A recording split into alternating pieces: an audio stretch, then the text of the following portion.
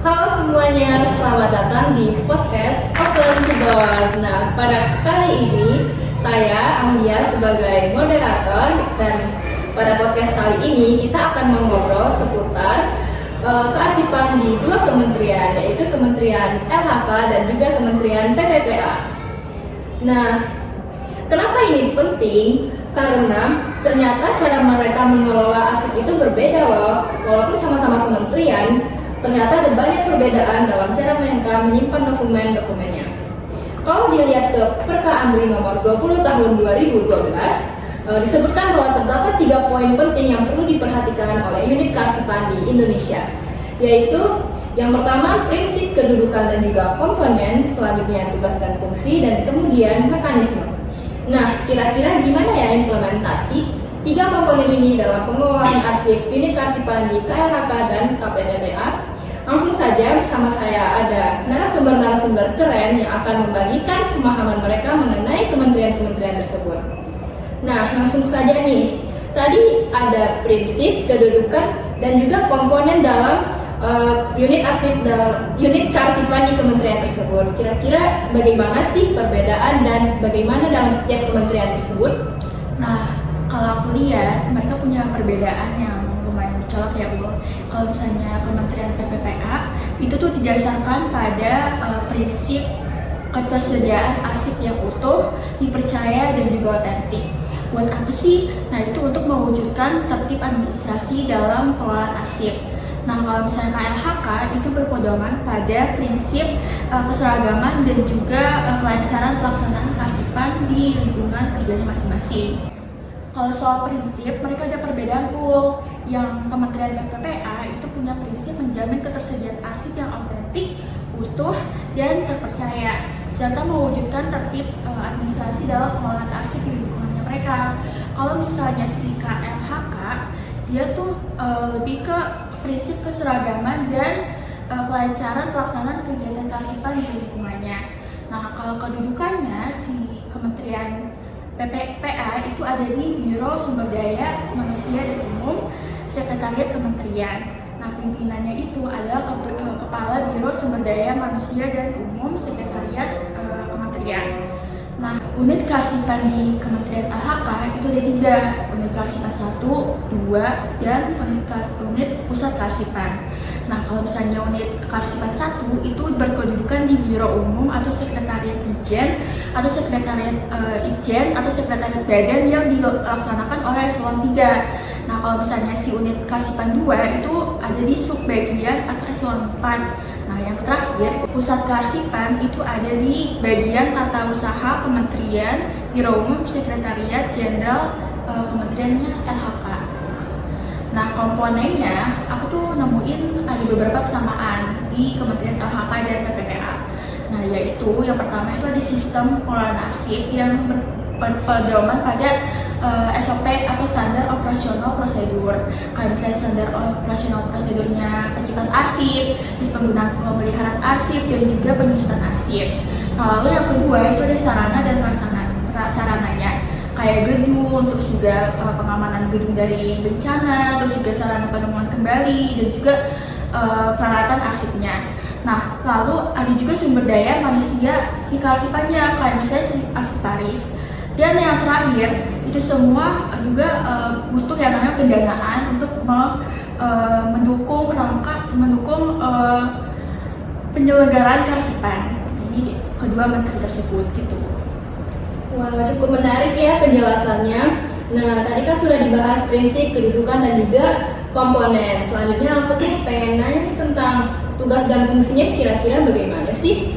Oke, untuk di tugas fungsi di dua kementerian ini tuh sebenarnya sama. Patokannya kan pada Perka Andri nomor 20 tahun 2012 kan, yang dimana ada pengelolaan arsip inaktif, ada pengelolaan arsip menjadi informasi melalui SIKM, lalu juga ada koordinasi penyerahan arsip terjaga, ada pengusahaan arsip, penyerahan arsip statis, sama pembinaan dan evaluasi. Sebenarnya itu sama, nggak ada perbedaan. Cuman di bagian pengelolaan arsip inaktif di KLHK itu dilakukan secara rutin setiap 6 bulan, yang perpindahan arsip inaktif itu dimulai dari unit pengolah, unit kearsipan 2, unit kearsipan 1, dan unit pusat kearsipan. Sementara kalau di PPA itu cuman dari unit pengolah ke unit kearsipan kearsipannya saja.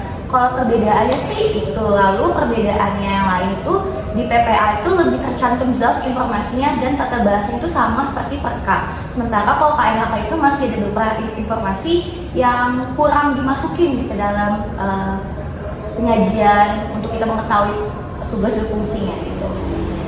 Cukup jelas ya penjelasannya. Kemudian kita lanjut ke poin selanjutnya mengenai mekanisme pada unit kearsipan pada setiap kementerian. Gimana sih mekanisme unit kearsipan tersebut? Dari KLHK ini, kebetulan di tahun 2019 itu KLHK mendapat penghargaan dari ANTI karena KLHK ini unit kearsipannya termasuk yang terbaik dari 34 kementerian di Indonesia. Nah, kenapa sih? Apa faktor yang menjadikan KLHK ini unit kearsipannya itu terbaik? Nah, KLHK ini pengelolaan unit kearsipannya itu berpedoman pada tadi SOP seperti yang dibilang sama Gida dan Peraturan Menteri Kehutanan P44 tahun 2016. Nah, unit kearsipan ini di dalamnya itu meliputi pemindahan arsip inaktif, pemusnahan arsip, sama penyerahan arsip statis ke ANRI. Nah, untuk pemindahan arsip inaktif ini dilakukan berdasarkan klasifikasi arsip dan dilakukan secara bertahap, di mana arsip yang dinilai inaktif itu dipindahkan dari unit pengolah ke unit kearsipan 2, terus dipindahkan lagi ke unit kearsipan 1, dan yang terakhir di UPK.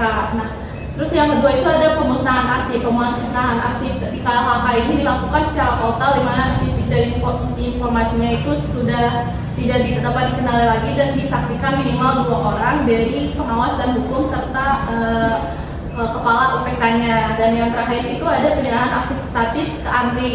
Nah, prosedur penyerahan arsip statis ke ANRI ini meliputi penyerahan arsip statis yang dilakukan minimal 1 tahun sekali dan minimal 6 bulan sekali itu dilakukan penilaian oleh arsiparis berdasarkan JRA. Nah, hasil seleksi dan penilaian ini UPK itu membuat daftar arsip usul serah dan yang nantinya diserahkan ke Sekjen untuk menjadi bahan pertimbangan apakah daftar arsip usul serah itu disetujui atau tidak.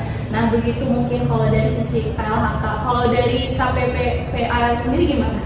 Kalau di Kementerian Pemberdayaan Perempuan Perlindungan Anak itu setiap unit kerja itu bertanggung jawab untuk mengelola arsipnya di masing-masing unit pengolah, terus nanti baru dipindahin ke unit kearsipannya. Kalau misalnya tadi KLHK itu termasuk terbaik di antara 34, justru kalau Kementerian PPPA ini tuh di bawah banget, nggak nyampe 30, peringkat 30. Karena baru aja tahun 2022 Kemen PPPA ini tuh ngebangun unit kearsipannya, gedung baru untuk buka call centernya.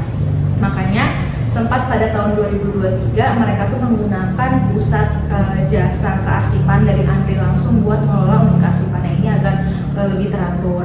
Nah, di tahun 2023 ini juga ANRI itu sering ngadain evaluasi buat datang ke UK-nya di Kemen PPPA ini buat ngadain monitoring, evaluasi, audit buat pengelolaan arsip di Kemen PPPA ini.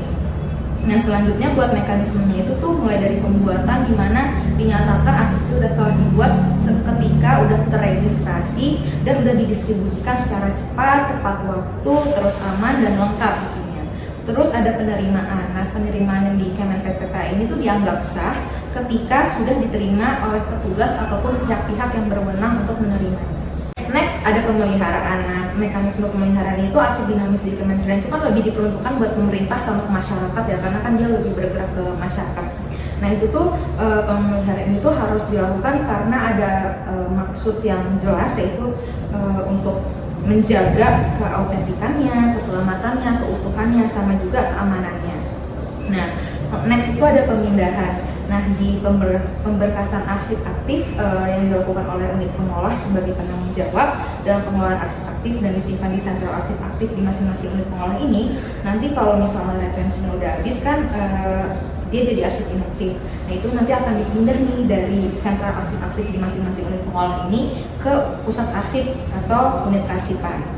Nah, nextnya itu di pemusnahan. Nah, pemusnahan ini setiap arsip statis yang diserahkan ke ANRI itu tuh dilestarikan sebagai bagian dari dokumentasi sejarah negara. Nah, pemusnahan itu juga harus didokumentasikan dalam berita acara pemusnahan dan penyerahan arsip yang ditandatangani oleh pejabat yang berwenang untuk menjamin akuntabilitas dalam pengelolaan arsipnya. Mungkin mekanisme dari Kemen PPWA seperti itu.